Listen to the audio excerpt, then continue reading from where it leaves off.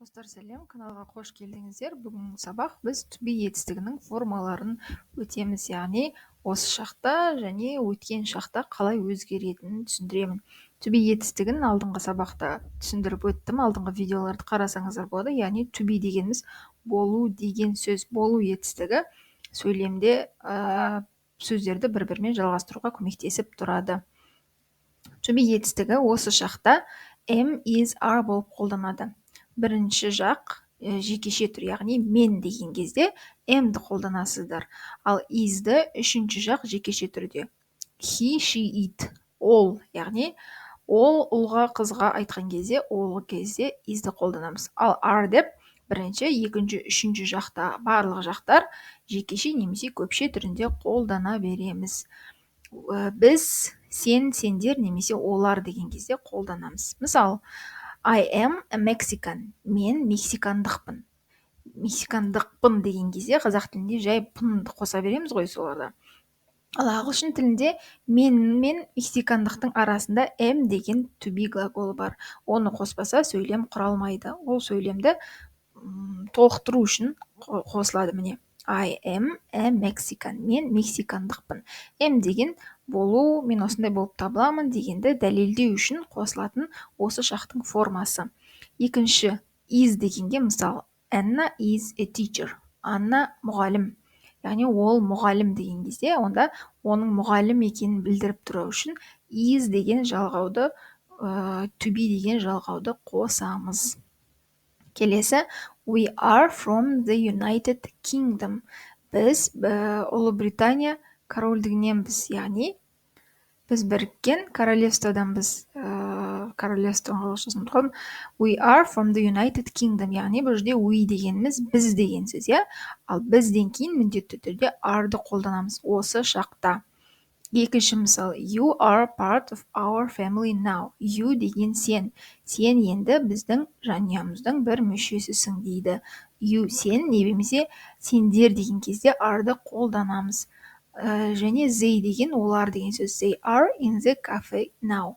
Олар дәл қазір кафеде отыр. Яғни осы шақта болып жатқан нәрселерге осы to be көмекші етістігін қолданамыз. Енді өткен шаққа келейік. Өткен шақта бағанағы am, is, are дегеніміз was және were болып ауысады, өзгереді.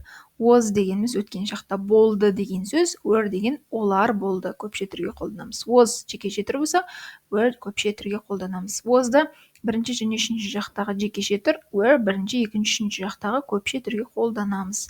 Мен болдым деген білдіреді. Мысалы, I was in London last year. Өткен жылы мен Лондонда болдым дейді.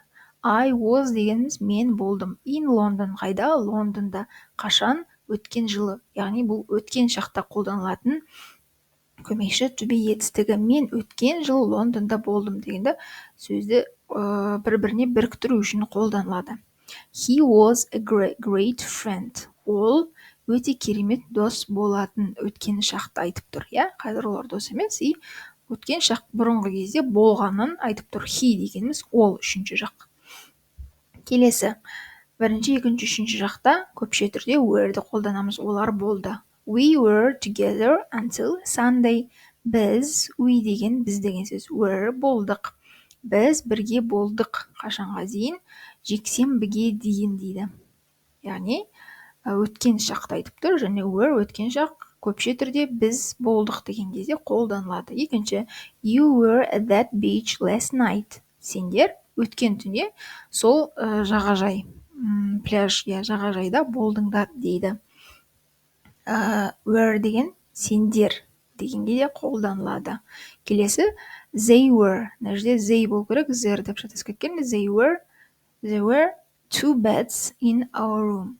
Біздің бөлмеде екі, дұрыс екен, there were two beds in our room. Біздің бөлмеде екі кереует болды дейді. Кереует деген кровать қой. Көпше түрде айтып тұр, иә? It үшінші жақ, біздің бөлмеде не болды? Кровать болды дейді. Осы. Яғни to be болу етістігі осы шақта am, is, are болады, жекеше. Үшінші жақ көпше түр. Ал өткен шақта was және were болады. Түсінікті болды деген ойдамын. мұны кейін сөйлем құраған кезде, кішкене ағылшынды үйреніп бастаған кезде түсінетін боласыздар. Осымен бүгінге сабақ тамам. Келесі сабақта кездескенше.